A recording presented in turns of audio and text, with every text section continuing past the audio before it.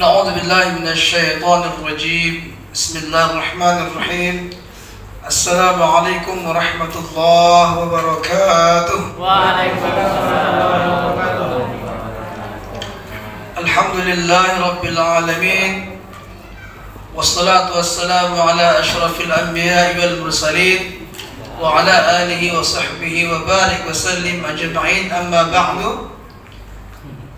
Yang sama-sama kita hormati Bapak Ketua RT beserta perangkat-perangkatnya, kemudian pengurus Masjid Darul Muttaqin, tempat orang-orang yang bertakwa ya, insyaallah, serta perangkat-perangkatnya, kemudian alim ulama, cerdik pandai, asatid, kemudian juga kaum muslimin dan muslimat rahimakumullah. Senantiasa kita bersyukur kepada Allah Subhanahu wa taala. Alhamdulillah, pada kesempatan kali ini Allah masih melimpahkan kepada kita nikmat dan karunia-Nya sehingga kita dapat berkumpul di Masjid Darul Muttaqin ini dalam rangka pertama melaksanakan kewajiban kita, yakni salat maghrib secara berjamaah. Mudah-mudahan salat kita diterima di sisi Allah Subhanahu wa taala, dan insyaallah pahala orang yang berjamaah sangat jauh beda dengan orang yang tidak berjamaah. Sebab kalau kita berjamaah itu sudah Rasulullah sampaikan, salatul jamaah afdalu min salatil fard bi 27 darajah. Siapa yang salat berjamaah itu lebih utama ya dibandingkan dengan salat sendirian sebanyak 27 kali lipat. Ya, 27 darajah, 27 kali lipat. Kemudian salawat dan salam kepada baginda Rasulullah sallallahu alaihi wasallam. Allahumma salli ala Muhammad wa ala ali Muhammad. Assalamu alayka ya Rasulullah. Assalamu alayka ya Habibullah. Semoga kita senantiasa selalu berusaha untuk mengamalkan sunnah-sunnahnya dalam kehidupan kita sehari-hari, karena sesungguhnya telah dijelaskan di dalam surah Al-Ahzab ayat 21. A'udzu billahi minasyaitonir rajim. لقد كان لكم في رسول الله أسوة حسنة لمن كان يرجو الله واليوم الآخر وذكر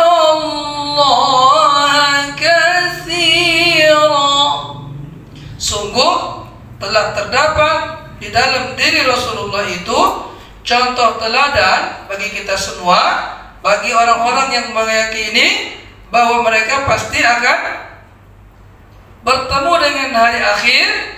Kemudian mereka itu selalu ingat kepada Allah Subhanahu wa taala dalam waktu kapanpun dan dimanapun. Nah, mudah-mudahan kita menjadi pengikut Rasulullah sallallahu alaihi wasallam. Bapak Ibu rahimakumullah, baik, pada malam hari ini kita akan mencoba membahas surah As-Saff ya. Kita cari dulu surahnya. Surah As-Saffat ya. Di mana di sini kita nanti bisa lihat bagaimana kisah Nabi Ibrahim alaihissalam, di mana beliau itu diuji. Ini memang hidup kita ini penuh dengan ujian. Jadi ujian itu sebenarnya bukan hanya kemiskinan saja, bukan kesusahan saja, tapi apapun yang kita alami hari ini semuanya ujian. Ketika kita mendapatkan nikmat itu ujian. Ujiannya apa? mampu nggak kita bersyukur dengan nikmat itu? Karena berapa banyak orang yang mendapatkan nikmat, semakin banyak dia dapat nikmat, tapi semakin tidak bersyukur, semakin tidak merasa cukup. Maka jangankan kita, para nabi itu pun, para nabi-nabi itu pun diuji. Nah, maka pada malam hari ini salah satu yang kita bahas bagaimana ujian Allah kepada Nabi Ibrahim alaihissalam. Ketika Nabi Ibrahim alaihissalam sudah berumur tua, ada yang mengatakan sudah sampai 83 tahun. Ketika itu Nabi Ibrahim alaihissalam belum juga punya keturunan. Maka sebagai solusi oleh istrinya yang bernama Siti Sarah, dicarikanlah seorang wanita yang bernama Siti Hajar untuk dinikahkan kepada suaminya, yaitu Nabi Ibrahim. Jadi Siti Sarah itu mencari seorang wanita yang solehah untuk suaminya yang bernama Siti Hajar. Kalau apa-apa ini bahagia lah ya kalau dicarikan sama istrinya, bahagia Pak? Bahagia. Tapi masalahnya satu pun Bapak tidak sanggup membahagiakannya. Iya kan? Kadang-kadang kita terlalu tinggi keinginannya, tapi satu pun kita tidak sanggup untuk membahagiakannya. Ya Pak ya? Nafsu biasa tenaga kurang. Nah, itu dia, itu masalahnya. Kalau Nabi Ibrahim itu tidak, beliau itu kaya raya. Untanya itu, kambingnya itu sejauh mata memandang. Siapa yang datang ke rumahnya itu minimal sapi, ya anak sapi itu untuk hidangan satu orang tuh. Jadi kalau orang bertamu ke rumahnya, dia harus bisa belinya sapi itu dipanggangnya, itulah hidangannya. Kalau kita kan beda, datang orang ke rumah kita, kadang-kadang ayam sepotong pun tidak bisa kita kasih. Kadang-kadang jangankan ayam sepotong, air putih pun tidak keluar. Kadang ada pula yang basa-basi. Padahal ini tamu jauh nih, datang ke rumah kita, jauh datangnya Pak. Sampai di rumah kita, asik kita bercerita. Sudah mau pulang tamu tuh, Bu, kami minta izin ya. Tunggu dulu, masak kita dulu biar makan. Masak kita dulu biar makan. Kira-kira apa kata tamunya Pak? Iya, masalah biar kita makan gitu. Tidak lah, pasti Anda usah lagi Bu, tidak usah repot, pasti gitu kan? Karena orang nggak seperti itu. Ketika tamunya datang, dia layani tamunya itu langsung dia suruh sembelih sapi, masak. Tamunya nggak tahu, tiba-tiba saja sudah terhidang. Begitulah Nabi Ibrahim itu saking kayanya, servisnya itu luar biasa.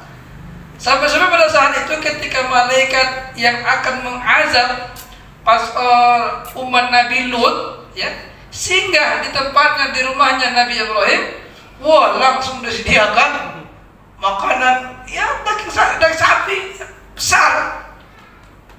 Tapi mereka tidak mau makan. Mana mungkin kan malaikat makan ketika itu kan, malaikat kan tidak makan. Sampai Nabi Ibrahim ketakutan. Nah, kaum muslimin dan muslimat rahimakumullah, begitulah kekayaan Nabi Ibrahim luar biasa. Tetapi pada saat itu dia juga belum dapat keturunan. Jadi memang bagaimanapun seorang nabi sendiri pun ketika belum mendapatkan keturunan tetap merasa ada yang kurang. Ya. Nah, ketika itu Apa doa Nabi Ibrahim? Kalau kita lihat nanti dalam surah As-Saffat ini dimulai pada ayat yang ke-99. A'udzubillahi minasyaitonir rajim. Wa qala inni dhahibun ila rabbi sayahdin.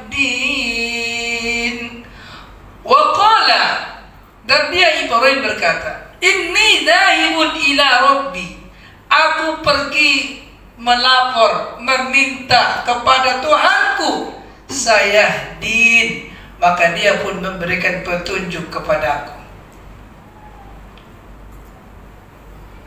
Beda kalau kita lapornya sama siapa, Pak? Sama Mbah Dukun yang tidak pernah mandi-mandi, rambutnya acak-acakan, kukunya panjang-panjang, sambil membaca mantra-mantra yang tak pernah gosok gigi. Ke situ kita minta tolong kan? Tapi Nabi Ibrahim tidak. Qala, ya, inni dhahibun ila rabbi sayahdin. Dia berkata, aku pergi menyendiri, berharap, meminta kepada Rabbku, sayahdin, maka dia pun memberikan petunjuk kepadaku. Apa petunjuk yang Allah berikan kepada Nabi Ibrahim? Allah ajarkan dia sebuah doa yang luar biasa. Apa doanya? Rabbi habli minas salihin. Rabbi habli minas salihin. Rabbi, Tuhanku, Rabbku, habli minas salihin, berikanlah, anugerahkanlah kepadaku anak yang soleh. Itu doanya. Kalau kita kan kadang-kadang doanya bukan itu ya, berarti berikan aku ya keturunan ya Allah, itu aja. Tidak ada doanya soleh atau tidak, pokoknya dapat keturunan. Nabi Ibrahim tidak. Rabbi habli minas salihin, ya Rabb, berikan, anugerahkan kepadaku anak yang soleh. Inilah doa Nabi Ibrahim, sehingga Allah tunjukkan jalannya. Allah berikan petunjuk kepada istrinya Nabi Ibrahim supaya mencarikan seorang wanita untuk dinikahkan kepada suaminya. Itulah dia Siti Hajar. Maka ketika itu apa kata Allah? Fabasyarnahu bighulamin halim. Maka kabar gembira kami berikan kepadanya, bighulamin halim, dengan datangnya seorang anak halim yang lemah lembut. Halim yang baik, yang soleh. Jadi ketika itu Allah pun memberikan kabar gembira kepada Nabi Ibrahim setelah beliau menikah dengan Siti Hajar, gulamin halim, seorang anak yang halim. Halim itu bisa dikatakan lemah lembut, bisa baik, pokoknya anaknya baiklah, pokoknya anaknya sempurnalah kebaikannya, soleh, baik, ganteng, semuanya halim. Nah, ketika itu ya, setelah anaknya ini lahir, maka karena Nabi Ibrahim khawatir istrinya cemburu, istrinya Siti Sarah cemburu, ya, maka diperintahkan oleh Allah supaya Nabi Ibrahim itu membawa anaknya ke sebuah lembah. Dibawalah anaknya ini ke sebuah lembah yang berada di Bakkah. Nabi Ibrahim itu kan di Palestina, ya, dia di Palestina. Jadi dibawalah anak yang baru lahir tadi, dibawalah anak yang baru lahir itu ke sebuah lembah di daerah Bakkah. Nah, makanya di dalam surah Al-Imran ayat 96 dijelaskan, ya. Inna awwala baitin wudi'a lin-nasi lalladzi bi Bakkah mubaraka wa hudan lil-alamin fihi ayatun bayyinatun maqamu Ibrahim wa man dakhalahu kana amina walillahi 'alan nasi hajjul baiti man istata'a ilayhi sabila wa man kafara fa innallaha ghaniyyun 'anil 'alamin. Maka ketika Nabi Ibrahim sudah mengantarkan anaknya ke sebuah tempat, sebuah lembah, yang lembah itu disebut dengan Bakkah. Kalau sekarang namanya Mekah, dulu namanya Bakkah. Di dalam surah Al-Imran tadi disebutkan dengan Bakkah. Nah, ditinggalkanlah Siti Hajar bersama anaknya di sebuah lembah itu, di mana di lembah itu tidak ada siapa-siapa dan tidak ada apa-apa. Namun ketika Nabi Ibrahim hendak meninggalkan istrinya di situ, istrinya sudah yakin bahwa itu perintah Allah, maka dia tidak membantahnya. Dia yakin karena jelas, wa ma min dabbatin fil ardi illa 'ala Allahi rizquha. Tidak ada yang melata di muka bumi ini terkecuali sudah Allah jamin rizkinya. Jadi dia sudah yakin, meskipun dia ditinggalkan di situ oleh suaminya, tidak ada perbekalan, dia yakin Allah pasti akan memberikan perbekalan. Allah pasti akan membantu mereka.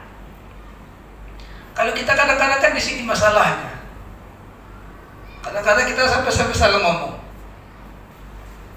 Ketika kita panggil anak-anak kita, nak, sekarang ini kalian bisa sekolah ini bisa makan karena ayah masih kerja. Besok kalau ayah nak kerja lagi, apa yang kalian makan? Seolah-olah dialah yang memberi rezeki untuk anaknya. Padahal rizkinya anaknya itulah yang ditumpangkan kepada dirinya. Dulu dia sebelum nikah gak punya apa-apa, Pak. Ada yang belum menikah. Nah, ini Ustaz ini udah baru, alhamdulillah. Udah punya kan? Udah punya apa-apa kan? Udah, Ustaz. Satu dulu. Pasti ya, Pak. Sebelum menikah gak punya apa-apa. Gak punya piring, gak punya sendok. Iya kan? Gak punya kan? Gak punya sendok, gak punya piring, gak punya apa-apa. Tapi setelah menikah, hari ini jempol langsung. Datang ember, datang piring, datang apa lagi? Tempat tidur, datang, semuanya datang. Tuh kan? Itu kan. Jadi artinya apa? Ketika kita bersama itu ada rezekinya. Apalagi nanti bisa tambah keturunan, ada rezekinya. Allah sudah jamin. Kalau tidak ada rezekinya lagi, pasti akan Allah panggil. Jadi kita ini kalau sudah habis rezekinya, Pak, udah selesai. Meskipun banyak makanan di hadapan kita, tidak ada rezeki kita lagi, selesai. Tidak akan bisa kita masukkan ke mulut kita. Tidak bisa. Meskipun air ini, Pak, air ini cair, kita masukkan ke dalam kerongkongan kita. Kalau rezeki kita sudah tidak ada lagi di dunia ini, air ini pun tidak akan masuk. Menolak dia. Saya pernah menyuapin ada famili yang sedang dalam keadaan sakaratul maut. Tiba-tiba saja sholat zuhur masuk ke masjid, ya. Setelah itu pas menjelang asar jam 3, tiba-tiba dia baca Quran, setelah baca Quran dia tiba-tiba sakit di sini, haus. Ketika disuapin minum, tidak lagi mau masuk. Udah, tak lagi mau masuk, diinfus pun tidak masuk lagi, badannya nggak nerima lagi. Akhirnya sekitar pukul 6 lewat, inna lillahi wa inna ilaihi rajiun. Berarti memang rezekinya sudah habis, gitu ya. Jadi Siti Hajar ini dia yakin kalau ini perintah Allah, pasti Allah akan menjamin rezekinya. Maka dia tidak bertanya, kenapa kau tinggalkan kami di sini ya, wahai abang anda Ibrahim, gitu ya. Nah, dia tidak bertanya, karena dia yakin itu perintah Allah, pasti Allah sudah menjamin rezekinya. Maka pergilah Nabi Ibrahim.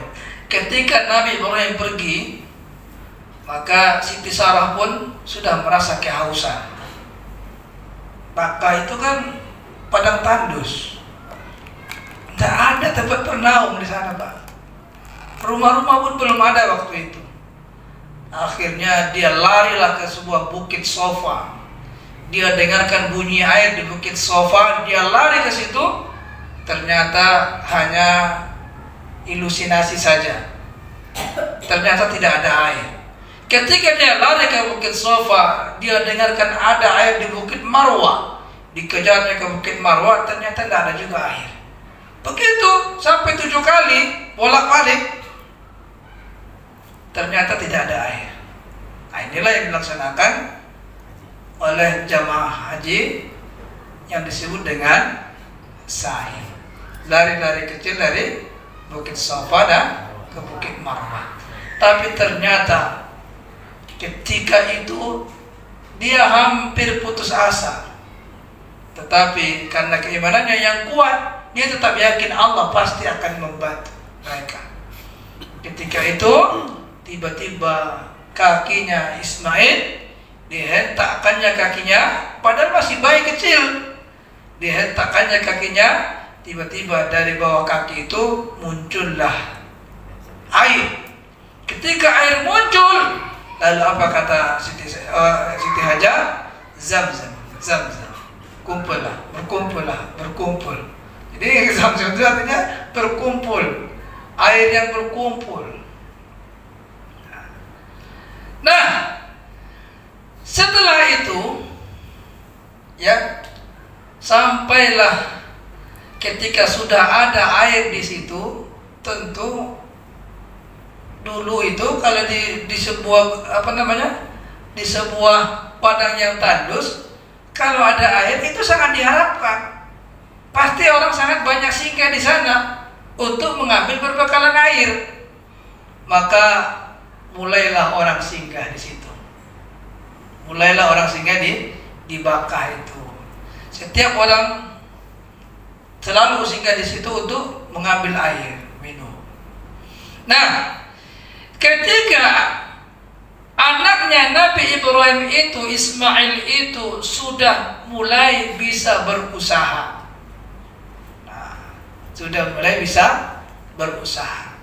Lalu datanglah sebuah perintah Allah di dalam surah, lanjutan surah As-Saffat yang tadi, yaitu pada ayat yang ke-102. Falamma balagha ma'ahu as-sa'ya qala ya bunayya inni ara fil manam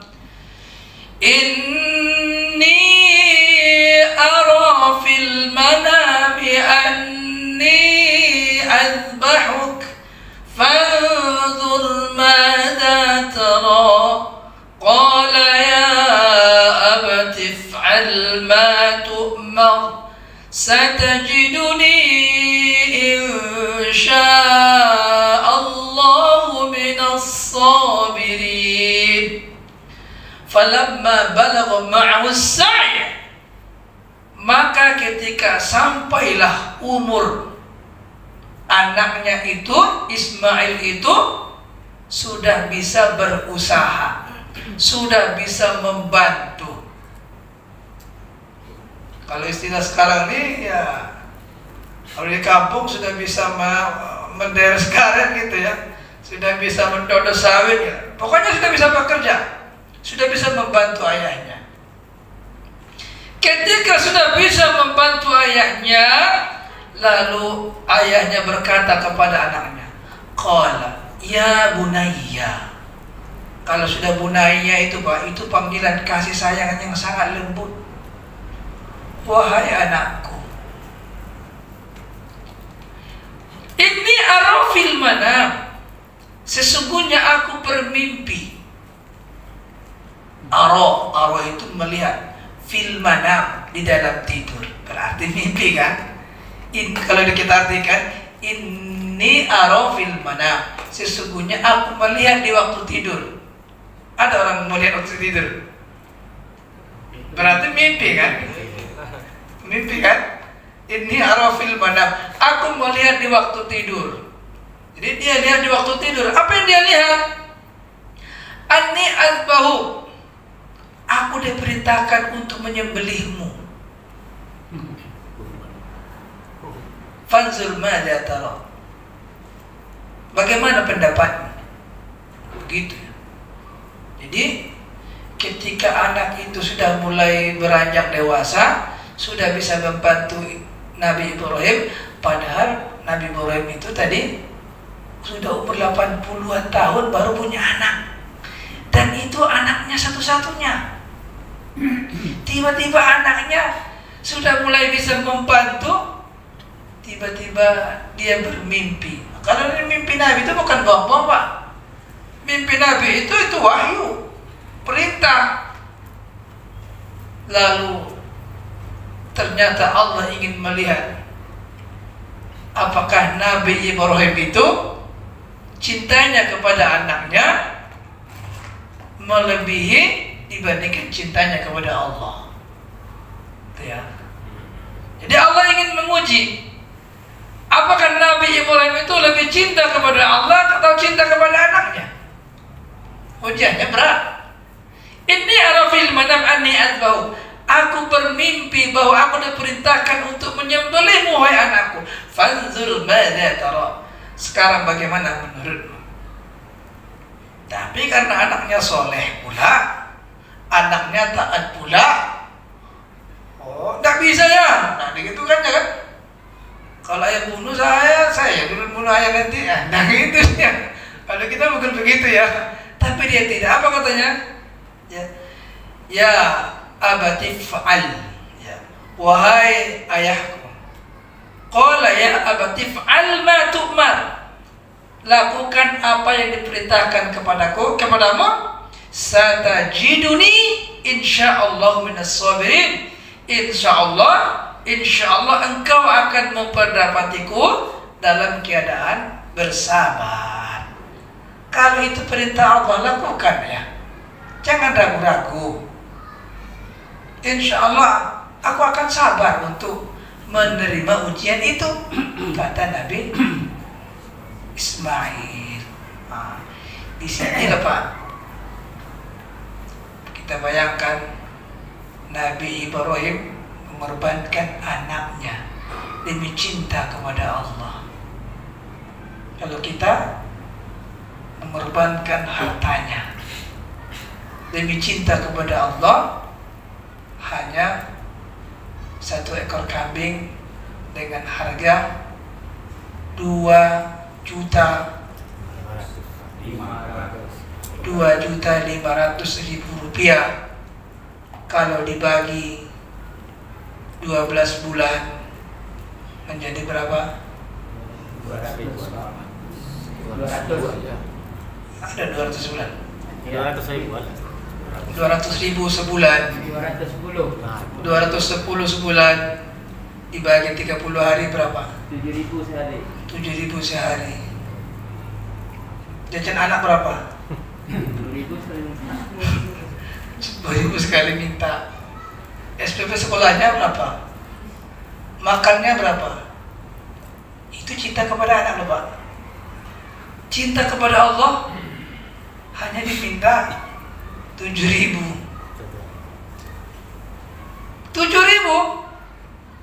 membuktikan kita cinta kepada Allah. Allah minta 7.000 sehari. Nah, jadi kalau ada orang yang mengatakan tidak mampu berkurban, belum mampu lagi Ustaz berkurban nih, sebenarnya bukan belum mampu. Jujur aja lah Pak, belum mau lagi berkurban nih, selesai. Berarti belum mau, bukan belum mampu, belum mau.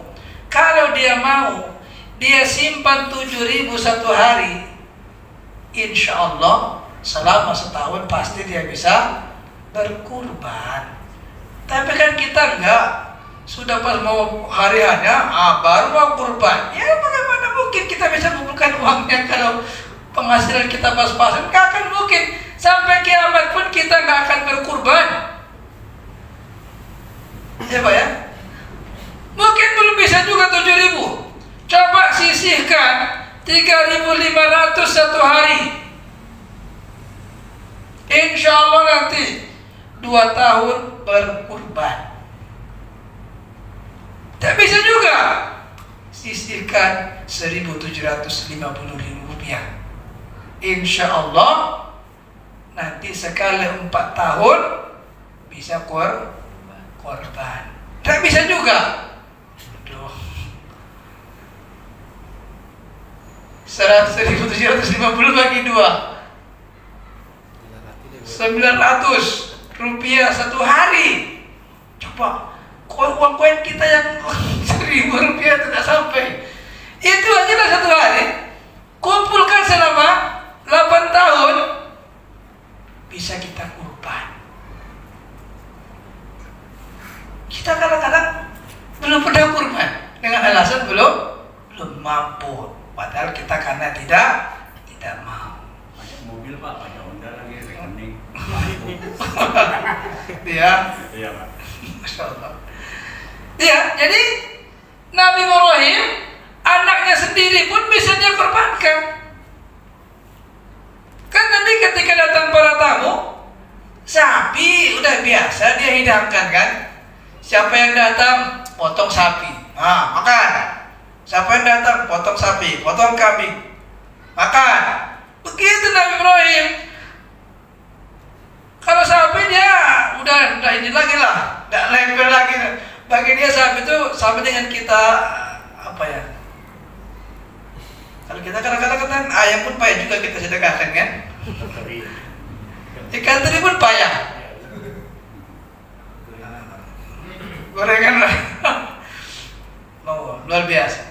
Nah, lalu ketika perintah itu mereka jalankan, ya. Kita lihat ayat selanjutnya. Falamma aslama wa tallahu liljabin. Maka ketika kedua-duanya itu sudah pasrah dan wa tallahu liljabin, pedangnya itu sudah diletakkan di pelipis, sudah akan dilaksanakan perintah menyembelih itu. Ya. Nggak ada lagi, sedikit pun nggak ada ragu lagi. Pokoknya keraguan itu udah hilang semua, nggak ada lagi sedikit pun. Sebesar apa namanya nih? Sebesar biji zarah pun tidak ada lagi di hati Nabi Ibrahim, di hati Ismail, di hati istrinya Hajar keraguan untuk melakukan perintah menyembelih itu, karena itu perintah Allah. Begitu kecintaannya kepada Allah. Maka ketika mereka sudah berserah, sudah akan melaksanakan perintah itu, apa kata Allah?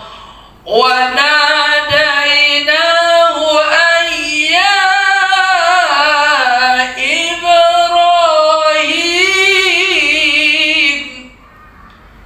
Wa nadainahu ayya Ibrahim. Lalu kami panggil Ibrahim itu, wahai Ibrahim. Ketika sudah mulai menyembelih itu, wahai Ibrahim. Ayat selanjutnya, qad saddaqta ru'ya. Sungguh engkau telah membenarkan mimpimu, engkau telah menunaikan mimpimu. Inna kadzalika najzil muhsinin. Sesungguhnya yang demikian itu engkau akan mendapatkan ganjaran kebaikan. Gak jadi dia sih. Lalu inna hadza lahuwal bala'ul mubin. Sesungguhnya inilah ujian yang sangat nyata. Nyata apa ujiannya, Pak? Nyata kan? Nyata ujiannya. Maka korban itu ujiannya nyata. Rela tak kita mengorbankan uang kita? Kan nyata tuh. Ada buktinya kan? Rela tak kita? Nabi Ibrahim Allah sampaikan, ya, hadza lahul bala'ul mubin. Ini adalah ujian yang sangat nyata. Apa nyatanya? Jelas-jelas di situ dia diperintahkan untuk menyembelih anaknya, dan itu sudah dia lakukan. Lalu kata Allah, wa fadainahu bidzibhin 'azim. Lalu kami gantilah Ismail itu bidzibhin 'azim, dengan sembelihan yang besar. Ada yang mengatakan kibas, ada yang mengatakan kambing, gitu ya. Jadi sebenarnya belum sempat disembelih, ya, belum sempat disembelih Ismail ini. Allah menyeru kepada Ibrahim, ya Ibrahim, sungguh engkau telah benarkan mimpimu. Lalu Allah gantilah, Allah datangkanlah bidzibhin azim, sembelihan yang besar untuk menggantikan Nabi Ismail. Ismail tidak jadi disembelih, tapi yang disembelih itu adalah dzibhin azim, sembelihan yang besar. Ada yang mengatakan kibas, ada yang mengatakan domba, tapi sebenarnya sama aja tuh. Kibas, domba sama aja, namanya beda tapi bedanya sama. Nah, karena sudah dilakukan oleh Nabi Ibrahim, apa ganjaran Allah berikan kepada mereka berdua? Ya, wa tarakna alaihi fil akhirin. Kami kenang mereka berdua itu sampai hari kiamat. Jadi kami kenang mereka berdua itu sampai hari kiamat. Siapa itu? Nabi Ismail dan Nabi Ibrahim itu dikenang sampai hari kiamat, Pak. Iya kan? Bahkan Nabi Ibrahim itu setiap sore kita kenang. Kan? Allahumma salli ala Muhammad wa ala ali Muhammad kama sallaita ala Ibrahim. Kita kenang dia. Allah sebutkan Nabi Ibrahim dan Nabi Ismail itu akan selalu dikenang sampai hari kiamat. Kenapa? Karena kecintaannya kepada Allah itu sudah melebihi dibandingkan kepada yang lainnya. Balasannya dia akan dikenang sampai hari kiamat. Setiap kita penyembelihan, apa kita kenang? Kisah Nabi Ibrahim, Ismail.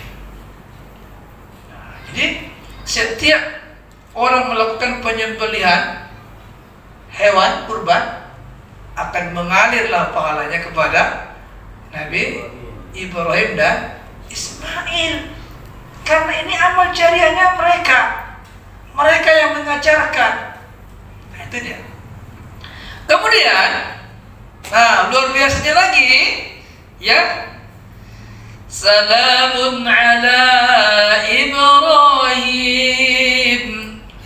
kesejahteraanlah kepada Nabi Ibrahim. Nah, ini lucu ceritanya nih setelah itu nih. Jadi yang seru-serunya udah habis ya. Jadi yang cerita apa namanya? Yang cerita seram-seramnya udah habis. Nah, sekarang ceritanya lucu lagi. Nah, yang menegakkan tadi sudah selesai.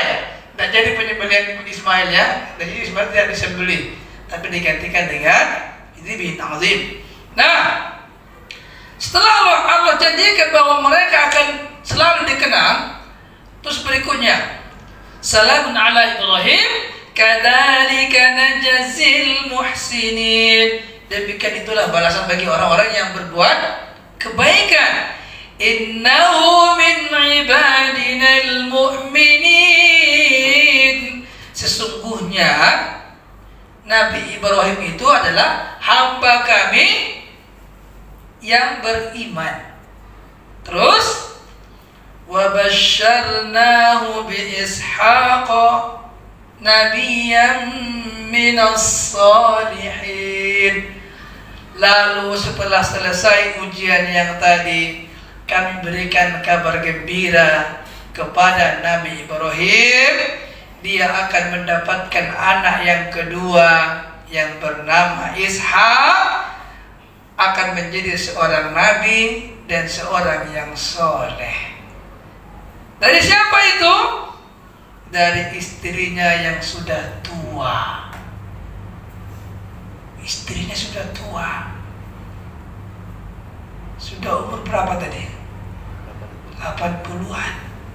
Tapi Allah buat apa? Allah berikan karunia istrinya Nabi Ibrahim itu hamil. Kalau biasanya kan kita kalau udah orang tua jarang lagi hamil, Pak ya. Jarang kasusnya, walaupun ada tapi jarang sekali. Nah ini salah satunya ini.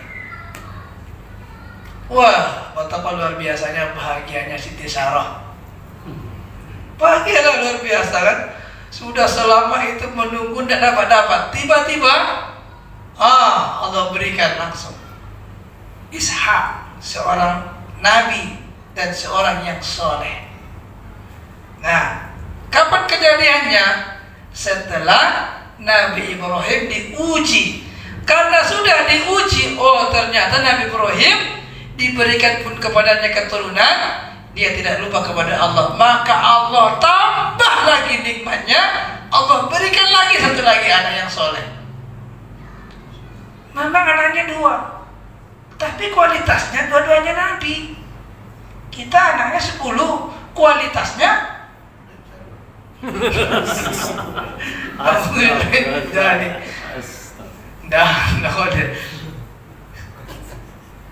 beda kan? Kenapa begitu? Maka di sini kita bercermin, bisa jadi karena kita disibukkan dengan hubbu dunia, cinta dunia, sehingga anak-anak kita tidak menjadi anak yang soleh. Waktunya habis ya?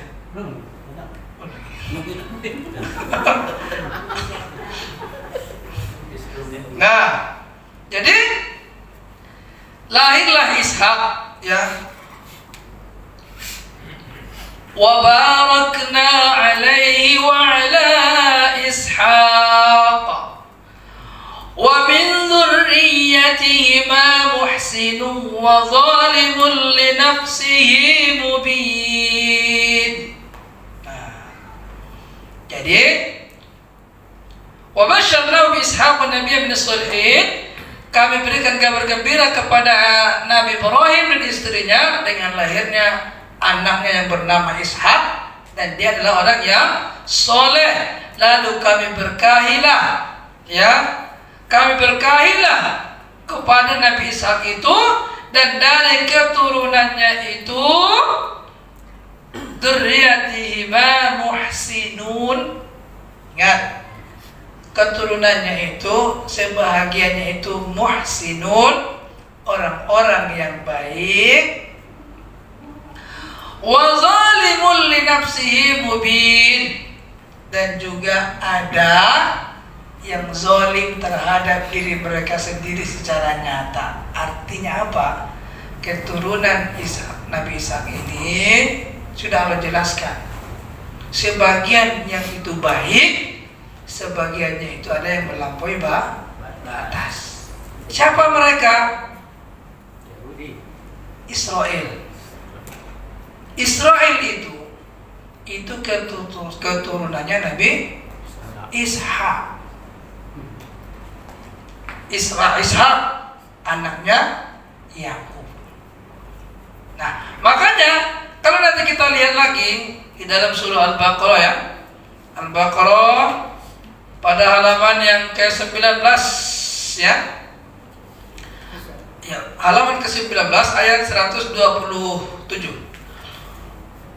Wa idh yarfa'u Ibrahimul qawa'ida minal baiti wa Ismail Rabbana taqabbal minna innaka antas sami'ul 'alim Rabbana waj'alna muslimaini laka wa min dhurriyyatina ummatan muslimatan lak wa arina manasikana wa tub 'alaina innaka antat tawwabur rahim. Jadi wa idh yarfa'u Ibrahimul qawa'ida minal baiti wa Ismail, ketika Nabi Ibrahim dan Ismail akan membangun Ka'bah. Jadi Ka'bah itu dibangun oleh Nabi Ibrahim dan Ismail. Maka di sana ada namanya Hijr Ismail, ada Maqam Ibrahim. Maqam Ibrahim itu bukan perkuburan, ya Pak ya, bukan pemakaman maksudnya. Maqam itu artinya jejak kakinya di sana. Jadi yang membangun Mekah itu adalah, yang membangun Ka'bah itu Nabi Ibrahim. Sampai dia doakan di sana, ya, sampai dia doakan di sana itu supaya seluruh keturunan-keturunannya nanti itu menjadi orang-orang yang baik. Tapi dia selanjutnya dijelaskan, ya, ketika pada saat itu Nabi Yakub akan meninggal dunia. Tapi Nabi Yakub itu tadi kan anaknya Nabi Ishak. Nabi Yakub ini istrinya 4, anaknya banyak. Salah satu anaknya Nabi Yusuf.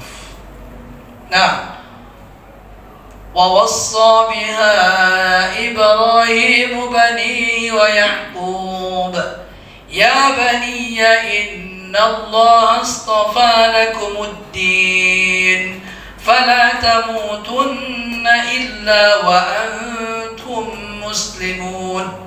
Wa wassayna, dan telah berwasiat Nabi Ibrahim wa Ismail, dan juga Ismail, Ishak, dan Nabi Yakub. Apa wasiatnya? Supaya keturunan-keturunannya itu semuanya itu dalam keadaan Islam. Apa yang dilakukan oleh Nabi Yakub ketika dia hendak wafat? Am kuntum syuhada'a idh hadara Yaqub al-maut idh qala li banihi ma ta'buduna min ba'di. Ketika Nabi Yakub itu akan wafat, dia bertanya kepada anak-anaknya, ma ta'buduna min ba'di, apa yang akan kalian sembah nanti kalau ayah ini sudah tak ada lagi? Qalu, mereka berkata, na'budu ilahaka, kami akan menyembah apa yang ayah sembah, wa ilaha abaika, dan juga yang disembah oleh nenek, kakeknya ayah, Ibrahim wa Ismail wa Ishaq ilahan wahida, yaitu Tuhan yang satu. Wa nahnu lahu muslimun, dan kami kepadanya berserah diri. Nah, jadi ini pelajaran juga buat kita nih. Jangan kita menanyakan ke anak kita, nanti kalau ayah mati apa kalian makan. Nah, penting. Beri makan itu bukan kita. Kita punya istri, yang beri makan istri itu kita. Enggak. Besok kita meninggal, dia dapat suami baru, lebih kaya dari kita lagi. Iya kan? Lebih bahagia dia lagi. Ada begitu, ada. Jadi bukan kita yang memberi makan istri itu, bukan. Jangan mentang-mentang nanti sampai, oh dek, kalau abang nak kerja, ada ini nak makan nih. Yang macam-macam. Pak, itu yang beri rezeki dia itu Allah. Ya? Biasanya bukan lebih kaya, lebih muda. Lebih muda ya. Muda dan kaya. Muda dan kaya. Artinya itu lebih muda itu lebih energik kan. lebih bersemangat berusaha kan begitu ya. Jadi itu dia. Jadi Allah yang menjamin rezeki itu semua. Nah, jadi dengan kajian ini kepada anak-anak kita, jangan tanyakan kepada mereka nanti kalau ayah meninggal apa yang akan kalian makan. Mereka pasti makan kalau mereka masih ada rezekinya di dunia ini. Tapi tanyakanlah kepada mereka, apa yang akan kalian sembah kalau nanti ayah wafat. Belum lagi ayah wafat, anaknya sudah tak pernah sembahyang, tak pernah sholat. Nabi Yakub saja khawatir anaknya masih sholat, masih ibadah kepada Allah. Dia masih khawatir ketika menjelang wafatnya. Dia tanyakan, nanti kalau ayah mati apa yang akan kalian sembah? Kita gimana? Kita masih hidup pun anak kita nggak sholat, kita santai-santai saja, biasa-biasa saja, seluruh tidak ada masalah. Alhamdulillah. Baik, mohon maaf karena waktu sudah habis ya.